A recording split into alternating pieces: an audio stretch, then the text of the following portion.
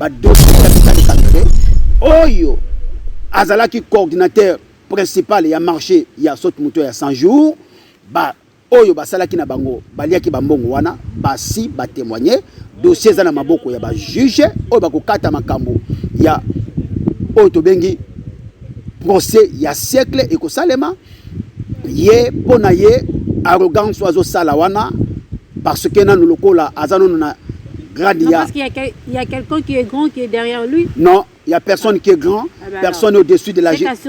Non, personne au-dessus de la justice. Justice Musali, Likolo Yamutu, Nyonso. Il est le Azana Kati ya Boloko, combien de jours à Savana Kata Boloko, et la Kisi Azana pouvoir à Tamokote, état de droit Mutu, Eza Likolo Yamakamu Nyonso, autre qui n'est pas Kokata Makambo. Tango Makamu Nyonso Kokatana. Et puis, si je ne me trompe pas, parce que je ne suis pas politicien, mais je suis congolais, j'ai droit de connaître les choses qui passent dans mon pays, parce que politique est automatiquement pour toye bayango. Alors, à ce qui concerne le dossier naye, ezaleli, elingi koloba, dans les jours à venir, tabakokata makamunaye, à cause de la condamner, parce que à Kokobima innocent, à Tamukete, à cause de la condamner. Mais c'est Kamerhe azolo baki azaki ko agir yé mokoté parce que la décision nous sur la signature nous so oyo yazaki ko sala donc président azaki au courant parce que quelqu'un qui travaille dans kata cabinet à président donc nous zo bima kuna nous zo ba décision kuna za président mutozo ko autoriser le président est au courant pourquoi nous besoin ko incriminer besoin ko sacrifier Kamerhe au moment où le président était au courant dans la signature nous so na mamnyo bois de Pandore, beaucoup de banako, Panzayango, beaucoup tanga combo, ya Fachi. Est-ce que Vital Kamerhe le 11? A quoi tanga Fachi? Non. Ba ebisi atanga ba oyali na ngombo atangi mutu? Non. Alors tout simplement pour dire que non, de mascarade, il est coupable, il est responsable de ce propre fait. Oya uti ko ça. Ce qui Kamerhe a bimi liberté provisoire. Mais, ça va choquer les gens ou c'est normal? Oui. Humainement, il faut choquer bateau parce qu'il y a une liberté provisoire. Parce que les innocents locaux là, ils disent qu'à peine, oh, bah, bon, maté, bah, quoi, là, bah, ber, azakuna. Ça, ça me donne droit comme innocent à ta moukete, na kata Congo, à ta moukete, nanga na ko digérer ngata.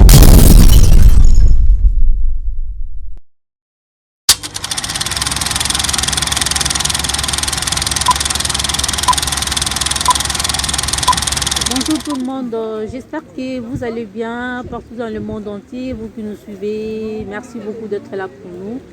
Et moi je me présente à vous, je suis Liliana Sansa, je présente avec vous mon invité qui est ensemble avec moi. C'est une personne que vous connaissez tous, je ne peux pas le présenter parce que Boebi et Penza Malam Kolekanga. Donc j'ai invité pour vous un homme qui est à côté de moi que je vais déjà dire bonjour. Bonjour. Mais pourquoi déjà il y a un Galat 416? À cause de la vérité, on devient l'ennemi. Tout simplement, 9 Congolais se disent la vérité. Malheureusement, il y a comme une tête à pays, Azamoko a une vérité. Alors, tellement le col a donné vérité, il y a une portail identité, il y a Galat 416. À cause de la vérité, on devient l'ennemi. Ils vont se retrouver dans Katia Makomi. Tout simplement parce que vérité peut-être d'habiller. Ok, mais est-ce que tu as le vrai combo na yo? Tu as le combo na yo parce que batuta ba bingo galat ça sonne pas bien quoi. Merci. Merci. Peuple congolais partout dans le monde entier vous avez biso y compris ba maman ya faso original. Voilà, c'est bel bémol votre humble serviteur Daniel Wandumba Wanzambi. Les messagers Galat 416. Moi na ya Congo. Congo Bic Rouge TV à votre service. Ok. Alors ici, tu as dit Congo Bic Rouge TV en partenariat avec Congo Univers. J'espère que Bozo est déjà bilongio déjà. Alors Lelo papa, merci déjà de répondre à une invitation à Bisso. Na lingi vraiment tombé ta mingi makambo etala qui procès à monsieur Kamerhe. Donc j'espère que batunyo so balanda ki yango batala ki yango. Mais moi nangi na yeba réaction de ki ndengini. Kotala attitude ya Kamerhe. Sa façon de parler, hein, moi arrogance, moi bleu, moi boye, moi assurance, moi boye, réaction par rapport à comportement na yo. Merci, peuple congolais partout dans le monde entier, bipa bazo Rolanda biso, tozaka na Congo bo moko. Poto ezambo kana biso te belles questions pertinentes. Oyo mama na biso auti ko tunangai. Congolais nyonso alanda ki yango na kati ya télévision est en moqué balandaki. Orgueilleux, arrogant. Croyez muto mayele na kata Congo. Or que batamayele batondi meke kama na kata Congo. Malheureusement, sa genou devoir Kabila oyo balobaki alphabet. Il y a 21e siècle mais à mettre bango tout à genoux sauf Fachi.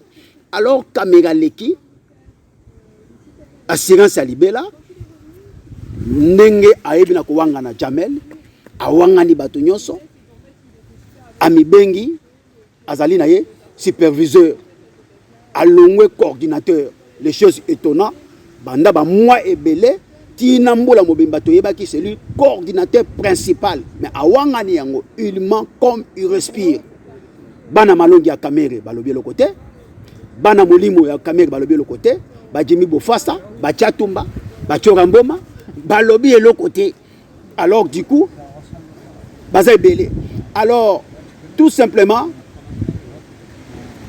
Kamere aleki croyez ndenge akoyeba na koleka wana liberté provisoire ba kopesa yaza na ngona kata poche mais les choses étonnantes or que république et ça la rappelle ba vocat na ye ya république o ba défendaka la république elingi koloba tango balobi détournement wana na lopoto ki moyibi ki ngwalima ya mbongo ya peuple congolais oyo le monsieur Kamere ayibi burundais oyo biso na biso to yebi so nyonso to yebi oyo pe baza ko sala les messes na kati ya Burundi na monoko na mboka na bango ya Burundi alors bavocat wana j'ai l'impression que baza bavocat de la République était baza ko lia na desani alors muto lia na desani déjà pour comprendre akokanga wapi baza ko défendre muyibi en même temps baza ko défendre la République carrément na le bien que non bavocat wana déjà bazali acheter bazali bavocat yako déboulonner le mikoleko ya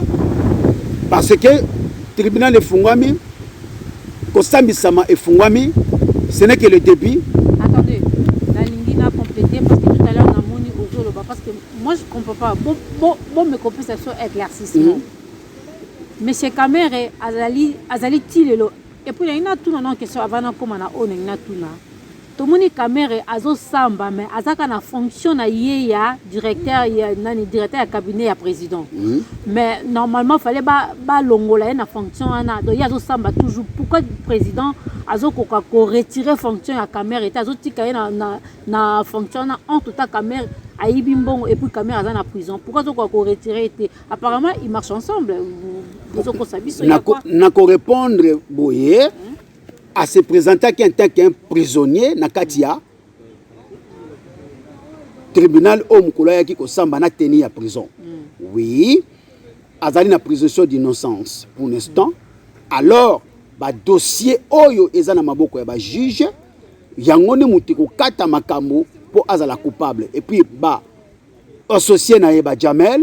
J'ai limbisanga na meki ko interrompre moi biso tongi to eba peuple congolais na balandi nyonso ya chaîne nini le dit pardon Congo Bike Rouge TV la correction pour tous. OK balingi bayeba Kamere azo samba en tant que prisonnier azaka kana fonction na yewana ya directeur ya cabinet ou bien aza déjà balongola qui est déjà na kata fonction via constitution azo samba en tant que prisonnier aza toujours na fonction ya directeur ya cabinet. Pourquoi? Parce que nous allons condamner définitivement. Et puis, nous allons exercer fonction pour nous exercer l'exercice. Nous allons fonction administrativement, mais à niveau de l'exercice, nous allons parce que nous allons déjà dans le cabinet intérimaire. Parce que c'est un directeur qui a koufi. Adjo n'est pas allé au sala. Jusqu'à ce que nous mais pour l'instant, nous avons la présomption d'innocence, mais il y a un côté élevé comme commissaire Libanda. Parce que le dossier de Vitali Kamere, Oyo, Azala qui coordinateur principal, il a marché, il y a sauté moto il y a 100 jours, Oyo, Basala qui n'a bango, Balia qui bambongo wana, Basi, témoigner, dossier Zana Maboko, il y a juge, Oyo Bako Kata Makambo, il y a Otobengi, procès, il y a siècle, et que Salema, Yé, Ponaye, arrogance oiseau salawana parce que dans le local là azano na gradia parce qu'il y a quelqu'un qui est grand qui est derrière lui. Non, il y a personne qui est grand, personne au-dessus de la justice. Cette assurance là non, personne au-dessus de la justice. justice musali likolo ya mutu nyonso vi ya état de droit ekoti eza susu état de droit ya bato désordre té on va suivre les choses mollo jusqu'à ce que grand poisson à cause de la tombée na ba fait naie moko. Vous êtes sûr? Oui, parce que ba dossier oyo eza na maboko ya ba juge et puis batu oyo ba kangi oyo bazala ki na marché à saute mouton ba preuve ezali oyo baza ko citer kombo na ye oyo partout asali ba transition ya mbongo na bamboka songolo pakala tout ezali. Alors peuple congolais a mitungisa mate parce que pourquoi tu si quoi ça toujours na grade ya directeur de cabinet mais azana kata cabinet allez-y comprendre que 8 til lelo oyo azana kati ya boloko combien de jours ça va na kata boloko et la kisi azana pouvoir ata moko te état de droit mutu eza likolo ya makambo nyonso autre okene pona ko kata makambo tango makambo nyonso ko katana. Et puis si je me trompe pas parce que je suis pas politicien mais je suis congolais, j'ai droit de connaître les choses qui passent dans mon pays parce que politique ezali automatiquement potoye bayango.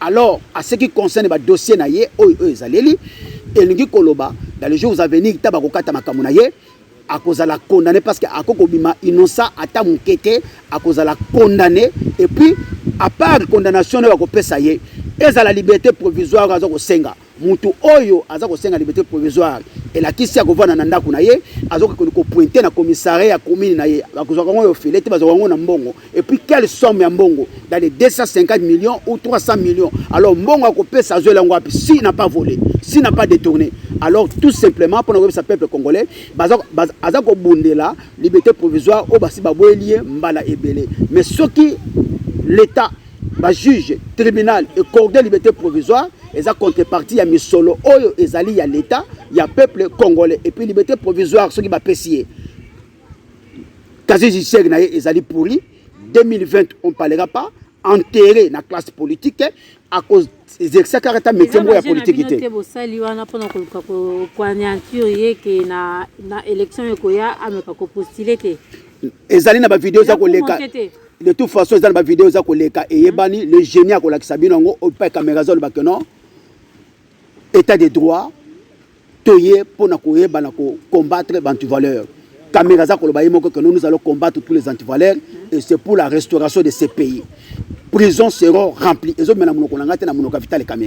moi, avec Félix Tshisekedi, nous sommes venus pour restaurer ce pays, pour transformer ce pays et pour arrêter tous les antivaleurs, les voleurs de la République. Ayeba kite ke ye moko akotia maboko na ye na bapati bakangiye maloba na ye mutu ekokangaye na misala na ye oya sali ya mutu kokangaye mutu moko te mutu ayebi na kosala na yoka ki bato yense na yoka ki chatu mbalobi ke no bovanda nye bala terre tokoyoka na yoka ki ba mais bango baloba ke no akobima na ye na yoka ye dise mbalobi ke no akobima boko ka le konza akoleka akoloba boîte de Pandore à Kopanza yango na yoka ki ba musuba lobi ke no oui azali oyo babengi comme oyo babengi receveur atekaka ticket pamba te aziliaka kope na chauffeur mais toyebisi bino ke no receveur pe azalaka na baticket ne ya kiyanda oyo chauffeur ayebi te tout simplement pour nous répondre bino ke no ba de Pandore yango afungoli yango te bolobaki ke no aliaki mbongo ye moko te aliaki yango na son excellent Félix Tshisekedi Tshilombo. Na lingi na compléter sur question mususu parce que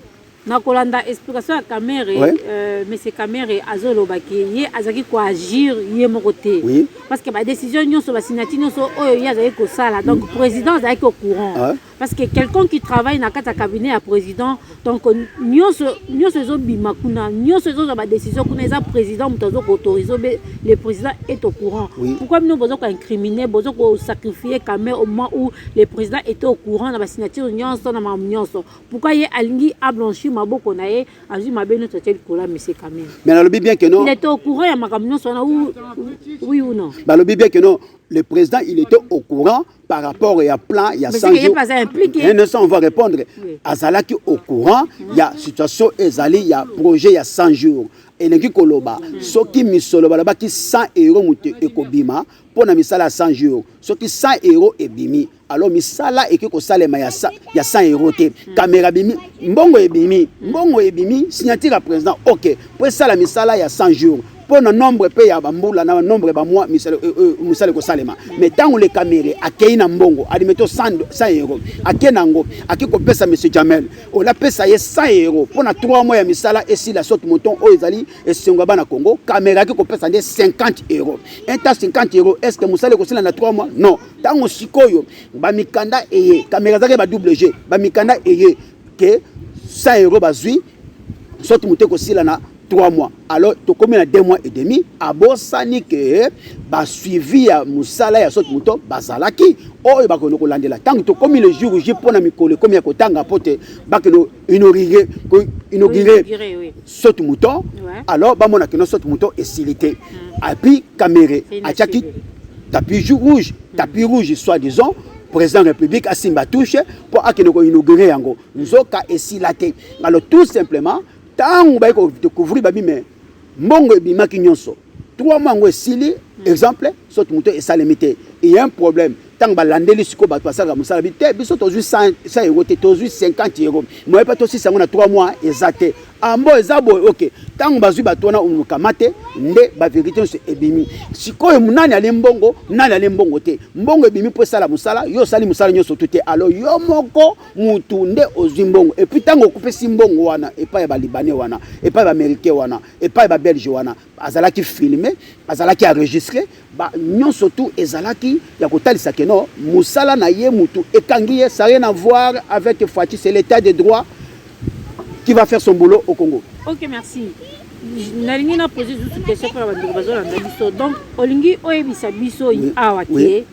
Président malgré la signature malgré l'autorisation à sortir à Mbongwana, azalaki même pas kozwa ba compte rendu ko na chantier sur place ici ka Moussa les autres salama donc il y a à signer après cette autorisation avant d'y aller. Mais tout le monde qui fati bien que non partout na ba chantier zo tambola azako kino ko mona ndenge misala zo salema mais contrat ba signé yango que non contrat to yebna poto contrat CDD zali na CDD zali contrat durée indéterminée na contrat CDD contrat durée déterminée. Alors si le contrat wana ya mambo ya basoto muto ezalaki na mois oyo misale ko sila soki babaki que non musale bani na mois de janvier et ko na décembre février président tout ramone que chantier salema mars abetu tout ramone chantier salema mais si le jour où il y a livraison ya makamunyo sudi et salema et sila nde musala et je qui combien de temps na le jour où na le jour que non musala ça maté et je qui combien de temps au président aleka qui sur na chantier pour ya ko vérifier pour na ko yeba que musala silité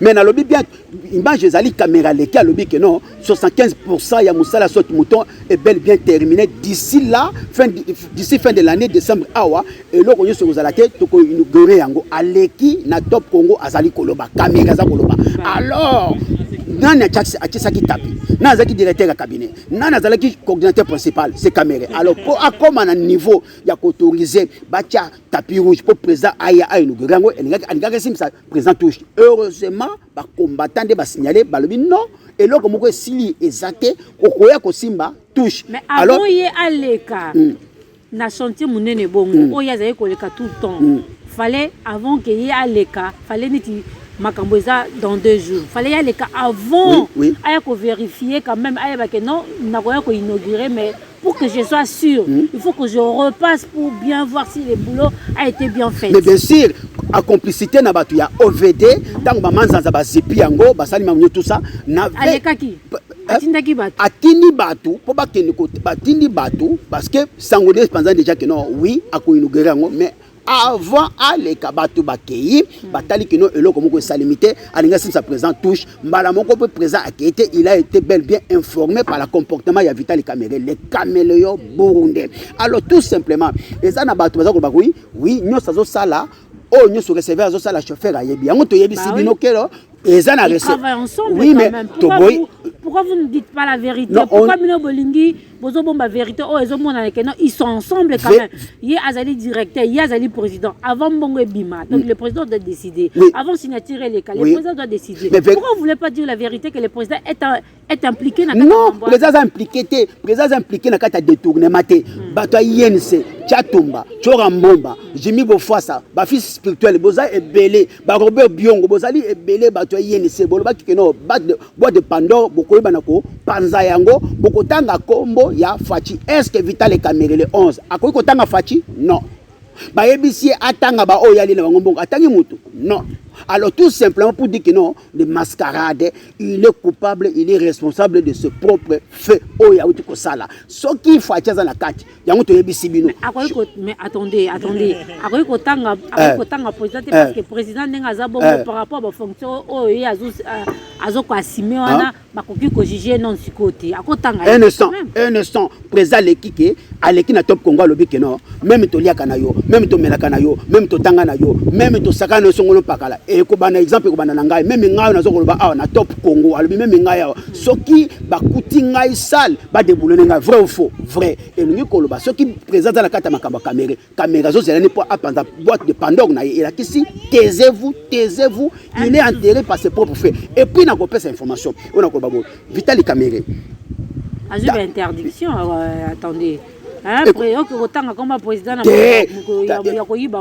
lobi bien que non ezali na mutu côté akoluka anyokwa na boloko pona likama pona mutu mususu te akoti na boloko akoko sacrifier ata mukete ba plan na ye oya salaki na mbula moko ayibi combien plus de 370 millions oyo mama yemo ba courant ezate groupe le jeune ezalité ayibi na mbula moko ebele fungisama ya mbongo oyo ba nouveau né ba Angeli Nzambe baza kolala na kiti ya plastique oyo bato bavandela na babaga allez-y comprendre te minda malonga na mboka ezalité balabala malonga ezate heureusement oyo bijou bazo saïla peuple congolais mais asepeli na yango te po a tiaka ba kale ba blocage po objectif na bango Fati a récité pour bango ba ya ba sa peuple congolais voilà mutu bo votaki tala eloko asali asali no lokote po bazonga tout simplement Kamere azalaki na batalamuka bazana service à l'état les Kabili jusqu'à présent azana service à Kabili est-ce que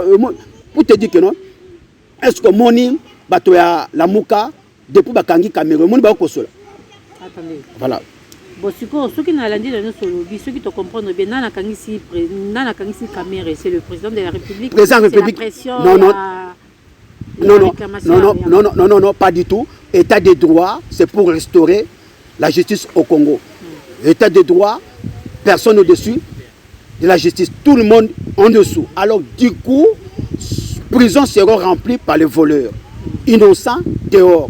C'est l'état de droit qui va délivrer les mentalités du peuple congolais. C'est l'état de droit qui est la clé de la délivrance de ces pays. C'est l'état de droit qui est la délivrance de l'économie en marche au Congo. Sans état de droit, Bissoba Congolais, torture pendant 32 ans Mobutu. Na 18 ans à Kabila. C'est-à-dire, nous torture là état de droit.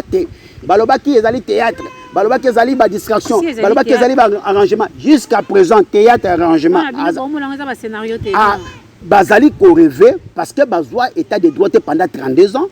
Pendant 18 ans, totalité 50 ans, le kola eye eza le kola ndoto. To mesana na muyibi. To mesana na lokota, to mesana na bondoki. Oko sela to makambo. Tango siko justice eye, o mesana ko yiba na musala, o yiba ka ba couche na ngata magasin, o yiba ka ba drap na musala, o yiba ka ba kisi, pa yo salaka. Alors siko tango ayi piso que non, nyeta partout le lo okole susute. Robino bakangi, carrément il faut telemela mutu wana. Alors état de droit eye po ekanga batu, mais le lo oyo Congolais Telemi, abani ko bundisa état de droit. Congolais Telemi, abani ko boya état de droit. Mais tout siko est-ce que tu as battu planète point de interrogation mais tikana ibi sabino.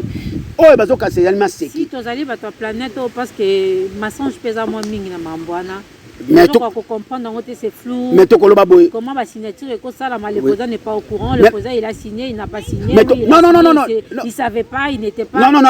Et ça que non, le président n'était pas là mais au moment où Mbongo Bimi na cabinet na yé. Mais balobi te président yébité, balobi bien le président a signé pour les travaux de 100 jours. Admettons 100 €. Mais ce n'est pas 100 € qui a été donné aux gens de travaux. Non, ils ont donné 50 €. Alors 100 € pour 3 mois. Alors lui donne 50 € pour 1 mois. Il y a un problème. Alors du coup quand on vérifie. Mais quand il donne 50 €, c'est sûr qu'il y a des papiers parce qu'on ne donne pas l'argent. Yo, aux autres, c'est ça, 50 €. Mais l'argent qui est donné là, c'est des millions. Ouais. C'est-à-dire que non, quand on donne de l'argent comme ça, il n'y a pas des archives, des papiers qui peuvent justifier que non, j'ai donné ça. Maintenant, et le président, il ne vérifiait pas les papiers là, tout ça. Maintenant, c'est quoi? Caméra double G caméléon. Chez le président, avec les gens des marchés, ils donnent 50 €. Ils ont fait un contrat pour 50 €. Maintenant, deuxième contrat qui montre au niveau des cabinets, contrat de 100 €. C'est ça. Alors maintenant, quand on vérifie maintenant les travaux pour 3 mois, pour 1 mois, alors ça devient un problème. Les gens maintenant disent que non, nous avons reçu 50 €, voilà le contrat. Or que le papier que Caméra a montré au niveau des cabinets, c'est pour 100 €. C'est là où on a arrêté Caméra. Il falsifiait les papiers. Tout à fait, tout à fait. Caméra Zaki ma double G, a mis contrat, ma double G, tu es bien. Il falsifiait ma papier quoi. Azaki na kata ba Pacifique, Azaki na kata ba Kwado. Et le président dans tout ça, allez ko kangana mis ou quoi. On dirait Azaki plus na confiance. Merci, olobina mo confiance, yango mutezala na kata capitale ya makambo. Nous allons travailler ensemble pour restaurer, pour délivrer ces pays. Maintenant, mais on dit aussi la confiance n'exclut pas les contrôles. Oui, oui. Tu peux avoir confiance de quelqu'un, mais il faut aussi contrôler. Je suis d'accord. Oui. Il était contrôlé, à vérifier. Mais le problème, c'est quoi? Caméra, abonné ko sali ça double papier.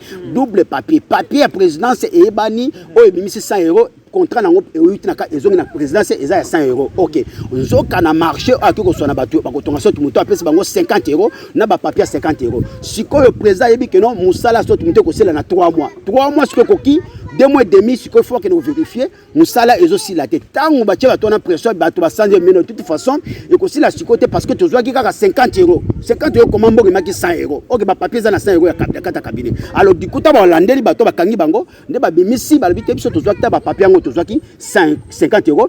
Moi, tout ça, on a 3 mois. Exact. Alors, je peux ça qui va papier à 3 mois. On peut ça qui va papier à 100 €. Mais n'engeni, il pas caméra kangami. On a réglé le double G. On va bengi na bata changer. Ba benga bango. Ba Subaru, ba Kwado, ba Mayavale, ba Pacifique. Caméra nous en d'autres travail Pacifique. Pacifique na katia. Il y avait quelqu'un qui facilité na ba G na ma bé. Parce que s'il y avait vraiment contrôle pendant ma casse pendant azaki ma coincé na kata contrôle. Je ne crois pas peut-être en nous ça ba double G. Il y avait quelqu'un qui facilitait quand même. Non, le problème c'est quoi? Pourquoi vous voulez l'incriminer comme ça? On dirait Singeza na ngomula bino botanga. Et là comme côté, na lobi bien que receveur oyo amesana ko bakisa batike na ndenge na ye. Souka longo bakangaka ye na chauffeur tango chauffeur azo beke no bato baza kokota bakota puisque longo pe chauffeur anomona clarté amona ke no bato bakitaka mais chauffeur souka longo kanga receveur tayi beke no toyebi ti ba yebi ke no receveur to longole parce que azaka na ba double G ya te kaka batike ne musu privé eza makambo ya caméra chaque chose à son temps o mesala ko yiba bako kanga yo mais boîte de Pandore oyo balobaki mukimo mbate yeni se na bana malongi na bana molimo na ye atangite pourquoi azo zelani patanga azo ne pas tant a commis baba. Mais le retour au baga to assuré batoke non azongi na boloko liberté provisoire a kozwangote. Voilà ya on peut ngina tuna sikoyo nenga azongi na boloko wana ce qui lelo caméra parce que le 25 procès est sous le 25 mai. Ouais. Voilà procès est sous. Ce qui le 25 mai ba juger bon que bâti que les libertés provisoires. Et que ça président tu as décidé ou bien bino batu ya bateau boza contre la réaction aux Andes ce qui caméra bimi liberté provisoire ça va choquer les gens ou c'est normal oui immédiatement et ko choquer bateau parce qu'il y a une liberté provisoire parce que ba innocent lokola ba dit kapen oyo ba bomate ba kwela bango ba ber azakuna vous comprenez alors du coup yé et ko choquer bateau mais sikoyo liberté provisoire ba ko zoai o ba ko pesa ye ako vendre pas na ye akena ko signer azana résidence surveillée akena ko signer na commissariat ya commune na ye et puis carrière politique ako exercer politique na kata Congo le sous-souté même côté ka ticket na wenze et ko salma sous-souté c'est-à-dire na kata politique que tout et si là ba bosani eningi ko ba parti wana et ko exercer sous-souté ou et ko exercer na canal ya image ya mutu mususu mais tout simplement bana malongi na ba anti-valeur baza simana ye ba bosana que non même va passer liberté provisoire il y a offelé mbongo ya république plus de 250 millions oya kopesa oya yiba parce que azoka salaire à combien pour azona mbongo na oya kopesa et la kisi andibi kako mais liberté provisoire ezali makasa te soki ye aboko zongisa mbongo akozongisa ngo na ndenge nini na sens ya vrai ezali akozongisa mbongo na ndenge akosomba liberté provisoire. Nani a autorisé liberté provisoire? C'est le président de la République. Ce n'est pas le président de la République. Président de la République azali habilité azali au sommet ya justice te. Justice na Congo ezali indépendante oyo kokota na kati ya histoire ya peuple congolais yo surtout yango na de délivrance yango na clé ya changement yango na de clé ya économie na biso. Justice muto kokata makambo tant kati makambo et puis monsieur Vital Kamerhe oyo to yebeli wakani nyingezali après authenticité Mobutu oyo to yebeli c'est-à-dire à cause de ce eloko moko te et puis mikoleko ya tango ba moi kokoka akozala obligé à poser à sa lettre ya démission automatique parce que ezana ba mois ezana ba délai yango ezana ba délai oyo tango zoko exercer suka nango yemu to sala démission na ye ya poste ya directeur cabinet. Vous pensez pas que ba juge ba ko la décision à liberté provisoire ya monsieur Kamerhe ba ko mot d'ordre ya ba condité ya likolote yango to le bibe que non tout est possible na Congo parce que pardonnez na me compléter parce que ngala zo mona ngo on dit bo c'est ça ba toager bo ça ma c'est qui muto a détourné ebele ya mbongo boye à peine même à côté de la prison à peine peut azobima bozo mona te que c'est louche quand même. Je te comprends, naza na côté à peuple. Quant à moi, soki ngai, Congolais, soki ngai, Kamerhe, a poufi na boloko, a tika na boloko, parce que yangwana nde mutu ekoyeba na kokwesa ba grand poisson oyo ba criminel à 18 ans oyo ba boma peuple congolais baza ko sionner na kati ya Congo parce que soki Kamerhe lelo oyo azu liberté provisoire abimi. Mais c'est tôt quand même hein? C'est tôt. Nazali d'accord. Il y a pas longtemps qu'il est en prison, il y a pas longtemps abimi, c'est quand même tôt. Je suis d'accord avec toi si c'est moi qui décidais. Kamerhe il mourra dans les prisons. Et c'est qui décide? C'est la justice, malheureusement. Alors, maintenant, j'ai confiance avec cette justice, l'état de droit incarné par Félix Tshisekedi de Tshilombo, solution du Congo. Alors, il n'est pas au sommet de la justice. La justice est indépendante. Alors, bah, juge, bah, ça droit et règle à mon quête. Pour pas compter une histoire, il faut pas ça la moussa la bango na nenge et longa meli. Ce qui Kamerhe zali coupable, il faut akoufa na boloko pour eba à partir à condamnation à Kamerhe et kokanga régime nyonso ya Kabili o ba détruire peuple congolais o bazali responsable de massacre ya Kamona Sampu, ya Budia Congo, ya Yumbi.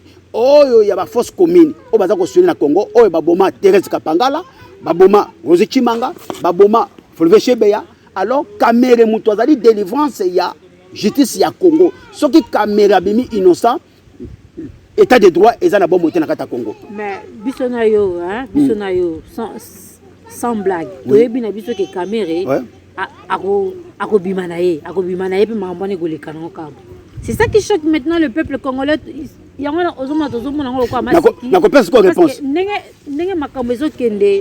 c'est compliqué, c'est compliqué. Là,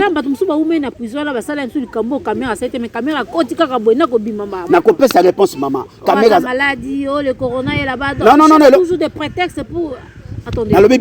Nalobi bien aza malade à mon côté. Montage ya Jean-Marie Kassamba oya salaki aza malade à mon côté. Alors Jean-Marie Kassamba a sali montage ya Paul Kagame. Paul Kagame maladité. A sali Vital Kamerhe pour pas stengler liberté provisoire azu yangote. Yangonga pe na mikoti na po ya peuple. Soki Kamerhe abimi ba inosa ba toni mingi na makala oyo ba yiba misolo o Kamerhe ayibite. Soki Kamerhe abimi libanda état de droit eza na bombo ite na Congo.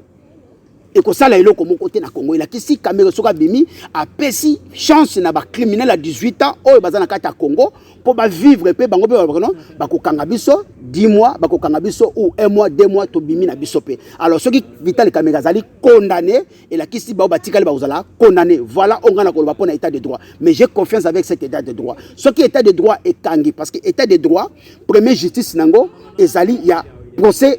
Il y a siècle, il y a Vital Kamerhe. Il y a un oyo et définir délivrance ya Congo. Il y a un définir délivrance et justice ya Congo. Ce qui Vital Kamerhe a défié justice oyo ba oba tikali congolais botika na bino, on parlera pas état de droit na bon moïté. Ah on a marché ba mona ngate na lobby en tant que congolais na maina makila, ni fanatique, ni aveugle, ni soumiwe. Procès Vital Kamerhe ou innocent naye et kozala passe pour na kokanga ba oyo batikali biso na bino toyebi ke ba boma Congo mais condamnation Vital Kamerhe yango nde muto kosala délivrance état de droit na Congo yango nde kozala délivrance ya makambo nyonso ya justice ya Congo oyo na kako loba bino yango wana. Merci beaucoup, nous avançons vers la fin de cette émission mais papa bomba pe mako bomba pe manao parce que nayebi ke ozana souci na oyebi ke makambo ozoloba na ekozali contre caméra ozali banda parce que si manaye batu bazali o bazo batama o bazo koyesa so vérité te alors toujours comme appelana na suka ya émission na biso parce que nayoki nyoso lobi peuple congolais pe bayoki mais ba peuple oyo bazaki na besoin ya moi vérité moko bo oyo bazuité ba s'attendre nani. Oui, merci na mutuno tuninga naza kota peuple wana na lobi bien nga naza na besoin ya mboka etonga na justice nzambe pratique la nzambe babengi juge juste. Un pays peut s'élever, il faut pratiquer justice. Un pays sans justice, c'est un pays chaotique. Vous comprenez? Pays local la Congo, au Bakutiango local la Laza la Koufi, il faut tomber dans la justice. Alors, premier procès, il y a régime où ils sont en place. Où il y a état de droit, procès historique, ils ont Vital Kamerhe. Oyo batangiye naba dossier nyon surtout au peu bakangi ba complice na ye elingi koloba même moi na muki à 3 ans na Congo azalo bakeno yewana Vital Kamerhe muyibi soki Vital Kamerhe mimi innocent na makambo oyo état de droit na bomo na Congo et la kisi ba o ba bomoki peuple congolais pendant 18 ans ba ko sala bango loko côté ba ko sionner mais soki Vital Kamerhe azali condamné état de droit na bomo na kati ya Congo sans sentiment sans mâcher les mots parce que yang Vital Kamerhe azana droit ko bima innocent ata mukete na kati ya Congo ata mukete nanga na ko digérer ngata mukete donc ba peuple congolais ba s'attendre que Vital Kamerhe a kobimate on va dans la prison c'est ça votre réponse. Na lobby bien que justice mtoko kata makambo alors justice wana mais yo moko zo mona te que justice on ba kata mabe mais na lobby justice là no kati makambo te justice sambisi Kamerhe le 11 to yoki na le funu na aurgas nyoso tout le lundi nyoso tozana yango soit disons le kola ye à l'équipe à juge na mayele soit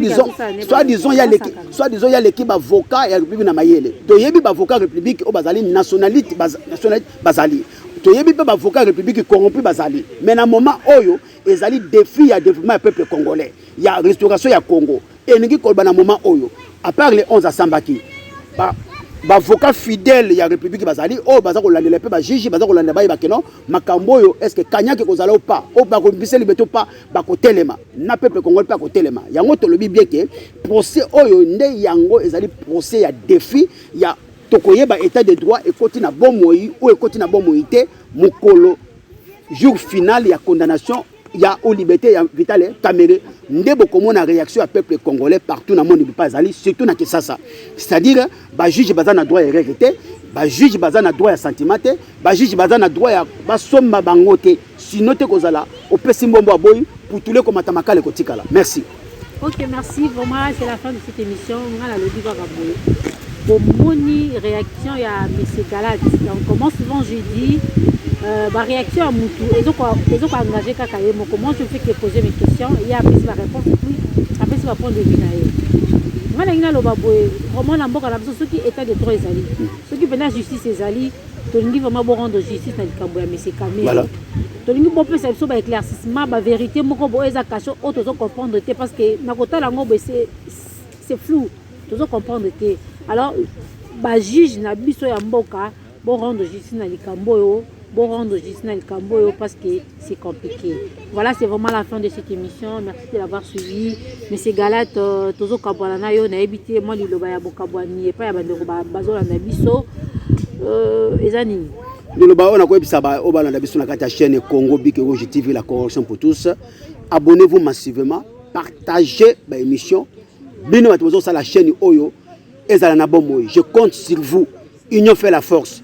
Nazali ya bino. Ya malamu bozo ya mabe bobwaka ba critique na bino muto ko sala avancement ya kati ya chaîne oyo ba commentaire na bino muto ko sala résistance ya kati ya chaîne oyo kovanda nye elobelo comme côté Congo za ya biso nazali na ngambo na bino je suis toujours le messager du peuple alors tant nazo porter Galate 4:16 et ngi ko ba nazo défendre vérité c'est quoi Congo enyokwami pendant 32 ans enyokwami 18 ans additionné et puis 50 ans mutu mukolo abotami 50 ans ako 50 ans abetaka dame abetaka jeu de 6 azaka na ndako ya ba parents na ye bana misusu babotami kaka na famille ya mama na bango o famille papa na bango bakende pa na bango te alors pays ekangola makaka na mibeko nde mibeko mutu ekataka makambo bino ba juge toyebi ke ba juge ya régime ya Kabila asombaki bango alors bozali ba juge oyo ya régime oyo ya Fachi.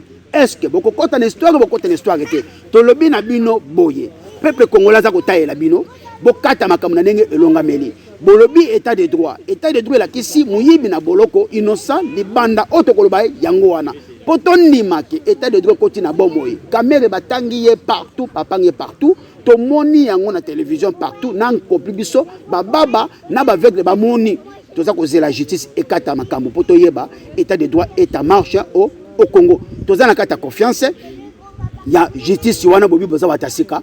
Tous en côté la bino le 11 na le 25 tous en kozela ndenge makamiko katana. Voilà mesdames et messieurs, nous arrivons vers la fin de cette émission. Déjà moi je vous remercie d'être là pour nous.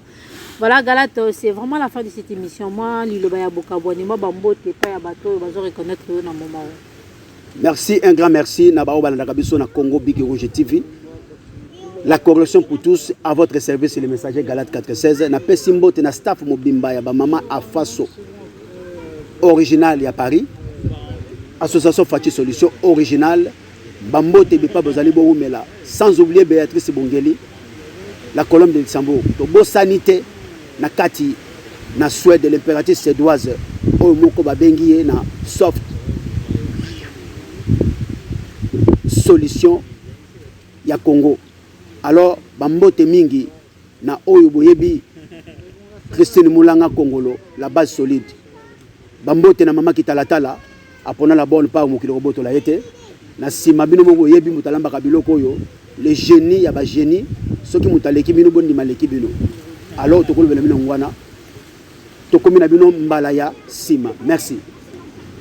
Voilà, c'est la fin de cette émission. Merci de l'avoir suivi. Moi, je remercie tout le monde. Je vous remercie Galate d'être là pour nous. Merci pour nous respecter. Les Congolais, comme nous éclairci, parce qu'il y a beaucoup de doutes. Il y a beaucoup de doutes. Beaucoup. Vérité, c'est le côté, c'est moi, mingi. Mais espérons que justice n'a pas de confiance, s'il vous plaît.